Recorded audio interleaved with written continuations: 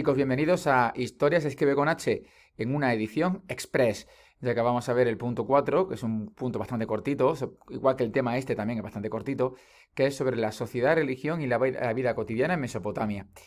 Esta sería la portada del tema y este tema se va a dividir en dos apartados, el 4.1 sobre la religión mesopotámica, vamos a estudiar los principales dioses mesopotámicos, las características de esta religión, y luego el punto 4.2, en el que vamos a estudiar la sociedad mesopotámica, en cuántos grupos se dividía esa sociedad.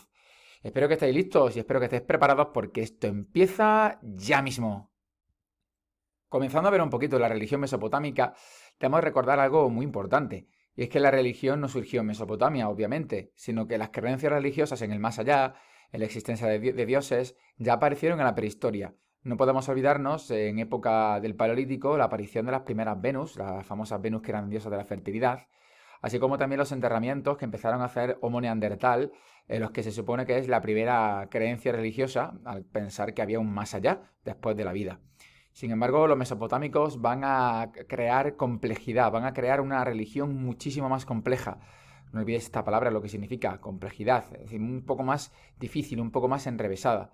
Esta religión mesopotámica, ¿vale? Esta religión de creencia en dioses y también en un más allá, tiene dos características fundamentales y básicas y esenciales. La primera, como estáis viendo aquí, no hay un dios, sino que aquí nos encontramos en esta imagen un auténtico porrón de dioses, una cantidad enorme de dioses. Por tanto, ¿cómo se llaman las religiones que tienen muchos dioses? Pues en este caso se llama religión politeísta. Las religiones politeístas, como la religión mesopotámica, es una religión en la que no creen un solo dios, sino que creen en una gran variedad de dioses, tanto hombres como mujeres. Además, estas religiones politeístas son lo contrario a las religiones importantes en la actualidad. En la actualidad no existe una religión, no existen religiones politeístas tan importantes, sino que en la actualidad las religiones suelen ser monoteístas. ¿Por qué son monoteístas? Porque creen en un solo Dios. Un ejemplo de religión monoteísta sería el Islam, los musulmanes, y otro tipo de religión también monoteísta sería el cristianismo o también el judaísmo. Sin embargo, en la Edad Antigua, las religiones que eran las más importantes, todas ellas eran politeístas, comenzando por esta, que les repito, la religión mesopotámica. La segunda característica de la religión mesopotámica es la que estáis viendo aquí. En esta imagen de aquí está viendo uno de los dioses más importantes de la religión mesopotámica. Su nombre era Anu. Y como estáis viendo, el tío tiene cara de persona, tiene cara de ser humano. Por tanto, ¿qué tipo de religión es aquella que representa a sus dioses como si fuesen seres humanos? Pues en este caso es porque la religión posee dioses que se conocen como dioses antropomorfos, que es como lo estáis viendo aquí representado, dioses antropomorfos. ¿Qué es un dios antropomorfo, por tanto? Pues un dios antropomorfo es un dios que, como aparece aquí, tienen aspecto, tienen forma de ser humano. Y no solamente tienen forma de ser humano, sino que además actúan como seres humanos. Pensad, un dios realmente, si fuese un dios, como entendemos actualmente, se enfadaría, se casaría, tendría aventurillas con otras mujeres o con otros hombres fuera del matrimonio, como pasa hoy en día. Pues obviamente, como entendemos hoy en día los dioses, no. Pero como entendían los dioses en la antigua Mesopotamia, sí. De hecho, había dioses que se pelaban entre sí, dioses que se emparejaban entre sí. Es decir, que prácticamente era como un culebrón, ¿vale? Pero con los dioses mesopotámicos. Pues así como se conocen los dioses cuando se parecen mucho a las personas, a los seres humanos. Dioses antropomorfos.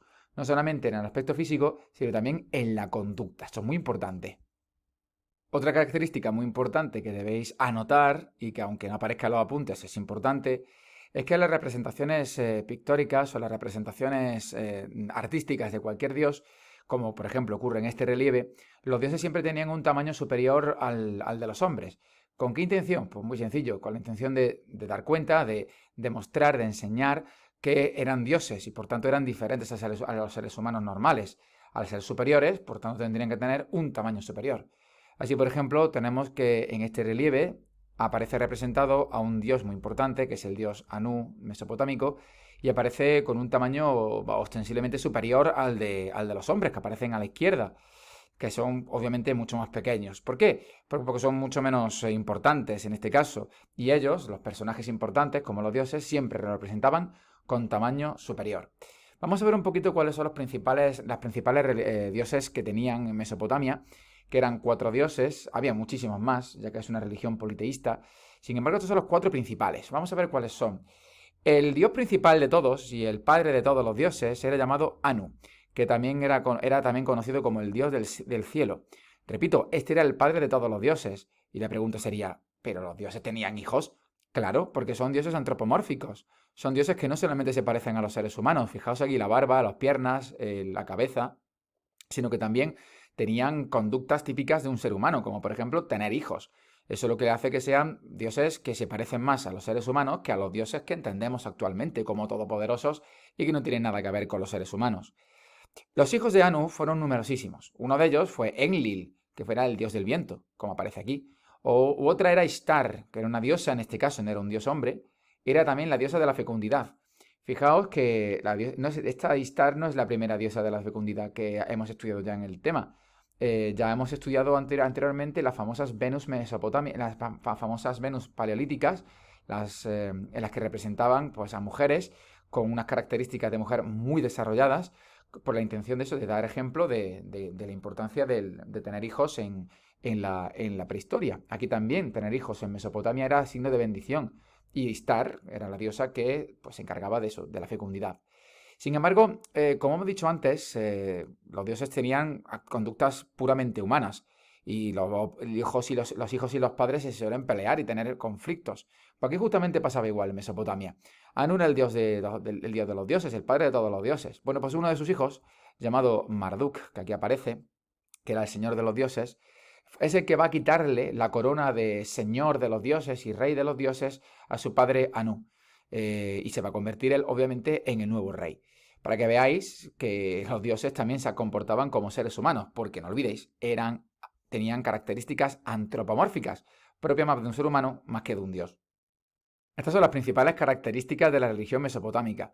Vamos a pasar ahora a estudiar la sociedad mesopotámica, en cómo se dividía y cómo se organizaba. Pero para eso vamos a ir recordando un poco lo que hemos visto en la prehistoria y comparándolo con lo que vamos a ver en Mesopotamia.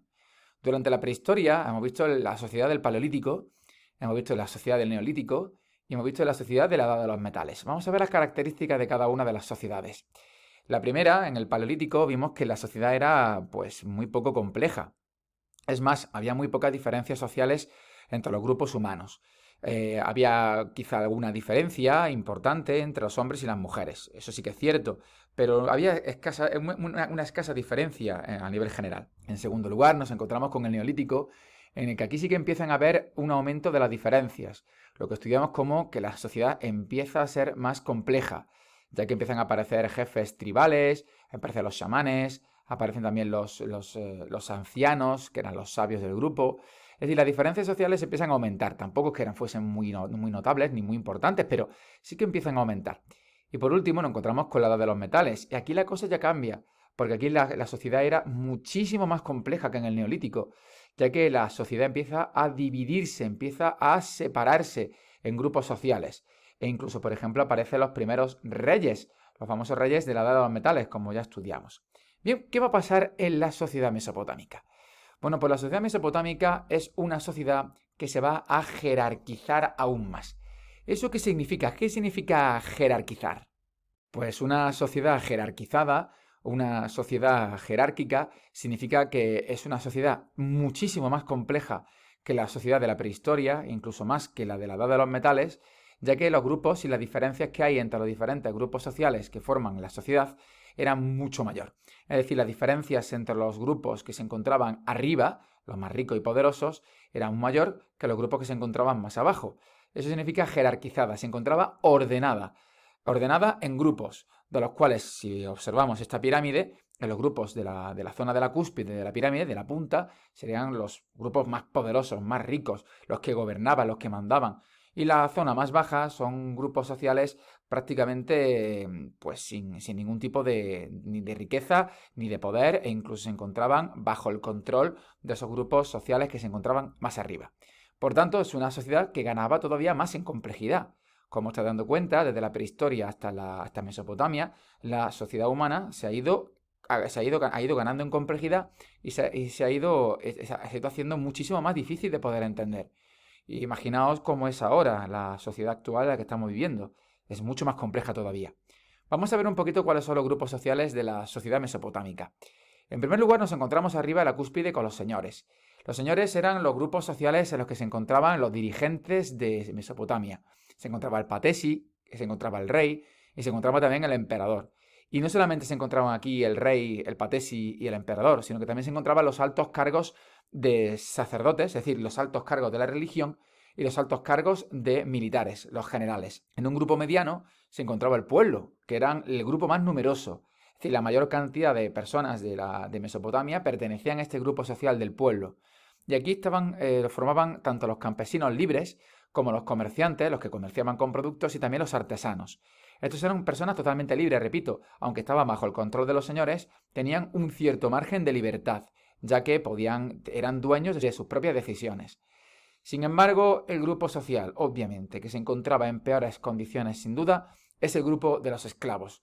Y los grupos de los esclavos es bastante curioso, porque los esclavos eran seres humanos, como vosotros, como yo, pero con una gran diferencia, y es que no eran libres, sino que eran considerados objetos, ya que eran propiedad de otras personas.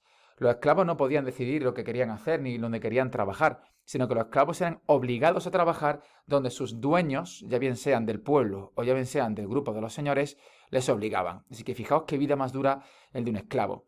¿Cómo se podía convertir en un esclavo? Bueno, había dos maneras de convertirse en esclavo. O bien eran prisioneros de guerra de una batalla, por ejemplo, los derrotados de una batalla eran capturados y convertidos en esclavos y vendidos, o bien eran personas que tenían una deuda con otra persona y al no poder pagar esa deuda, pues se convertían en esclavos de esa persona. Así que era una vida bastante dura. Aquí tenemos al rey mesopotámico, que como bien sabéis va a ir ganando en importancia, e incluso muchos de estos reyes mesopotámicos van a convertirse en emperadores, como le pasó a Sargón, que ya lo estudiamos en un punto anterior, y también tenían un cierto elemento de dios. Algunos de ellos incluso llegaron a confundirse con dioses y van a ir ganando poderes y características de los dioses. El pueblo pues trabajaba, era su función principal, era muy numeroso, trabajaba fundamentalmente la agricultura, como estamos viendo aquí.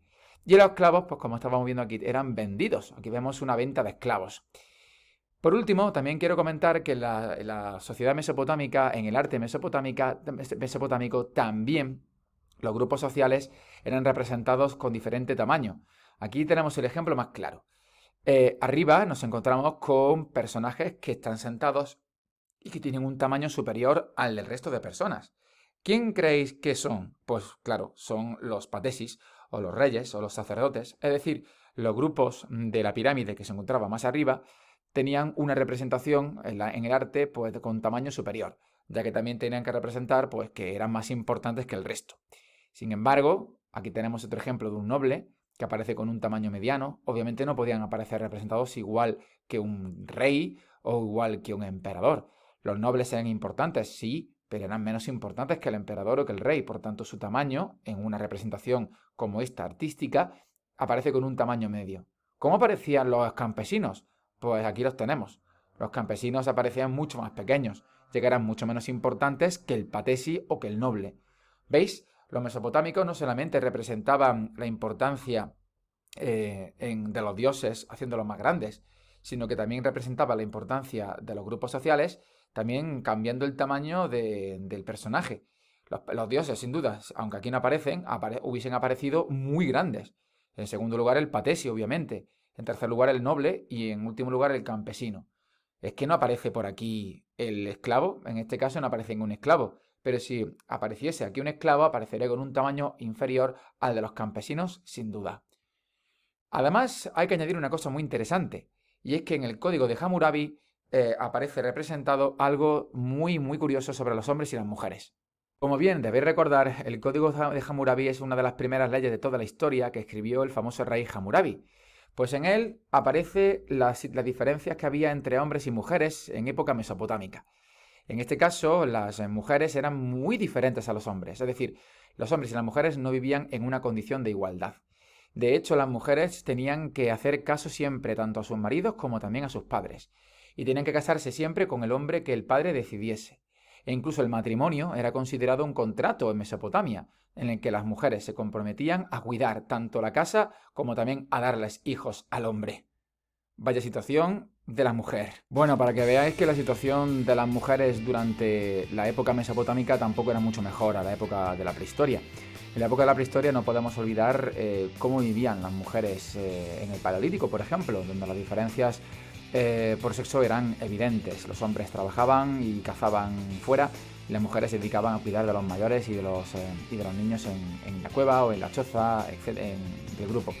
La situación de la mujer en Mesopotamia tampoco era mucho mejor. Ella tampoco trabajaba, no podía trabajar, o por lo menos no podía trabajar fuera de casa. Ella se encargaba básicamente de trabajar en casa, cuidar de los niños también, cuidar de la casa, gestionar los recursos de la casa y darles hijos al hombre, que era su obligación, tener hijos con el hombre. De modo que fijaos la situación y el panorama que se le venía a una mujer que se casaba, que ni siquiera se casaba por amor, sino que el padre de la mujer es la que se encargaba de buscarle un marido a ella. Y ella pues posiblemente apenas podía opinar si él era el adecuado o no, si estaba enamorado de ella o no. Así que fijaos que el amor allí no importaba un pimiento a la hora de establecer un matrimonio. Los matrimonios eran más bien pues contratos, era venga, vamos, voy a casarme con se va a casar mi hija con este hombre porque a mí me conviene que se case con mi hija porque imagínate que ese hombre es súper rico y me va a venir muy bien para mi familia que sea súper rico. Sin embargo, la mujer pues decía, pues yo no quiero a este señor, es muy feo, o yo no quiero a este señor, no estoy enamorada de él. Pero eso no importaba, porque el padre mandaba. El padre es el que se encargaba de buscar marido a las mujeres, a sus hijas. Vaya situación, ¿eh? Incluso también la situación de una mujer que no pudiera tener hijos con alguien por cualquier tipo de problema. Pues fijaos también el panorama que se le venía a esa mujer. En conclusión, hoy en día, en la actualidad, pues obviamente las diferencias entre hombres y mujeres siguen existiendo, por desgracia. Estamos intentando construir una sociedad cada vez más justa y cada vez más igualitaria entre hombres y mujeres. Pero para que veáis a todos y todas que esta evolución, esta igualdad se ha ido construyendo poco a poco.